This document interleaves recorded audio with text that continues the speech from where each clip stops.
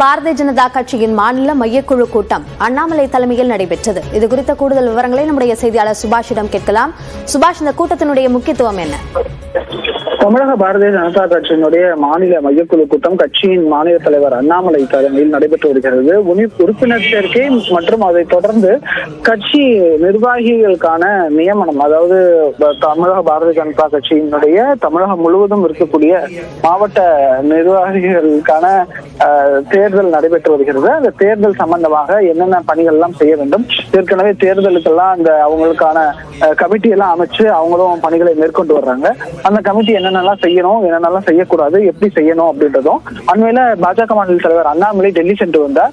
டெல்லியில சொல்லியிருக்கக்கூடிய பரிந்துரைகளின்படி நிர்வாகிகள் நியமனம் மற்றும் அதற்கான தேர்தலை எப்படி நடத்த வேண்டும் என்பது சம்பந்தமாகத்தான் இந்த உட்கட்சி தேர்தலை வலுப்படுத்துவதற்கும் அதே போல உறுப்பினர் சேர்ப்பதை தீவிரப்படுத்துவதற்கான நடவடிக்கைகள் இறங்குகிறது. ஜனவரி மாத இறுதிக்குள் இந்த நிர்வாகிகள் எல்லாம் போடப்பட்டு அதன் பின்னராக மாநில நிர்வாகிகளுக்கான அறிவிப்பு வெளியாகத்தான வாய்ப்பு இருக்கிறது டெல்லியினுடைய ஒப்புதலுடன்.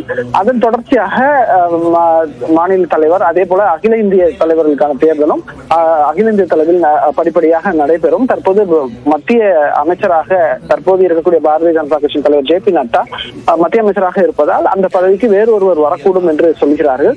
அதற்கு முன்பாக இந்த மாநிலத்தில் இருக்கக்கூடிய நிர்வாகிகளுக்கான தேர்தல் நடைபெற்று முடிக்க வேண்டும் என்பதற்கான பணிகள் இங்கே மாநில அளவில் ஒவ்வொரு ஸ்டேட்லையும் நடக்குது, அதே போல தமிழகத்திலையும் நடக்குது. அதற்கான மையக்குழு கூட்டம் தான் தற்போது பாஜக தலைமை அலுவலகமான கமலாலயத்தில் நடைபெற்று வருகிறது.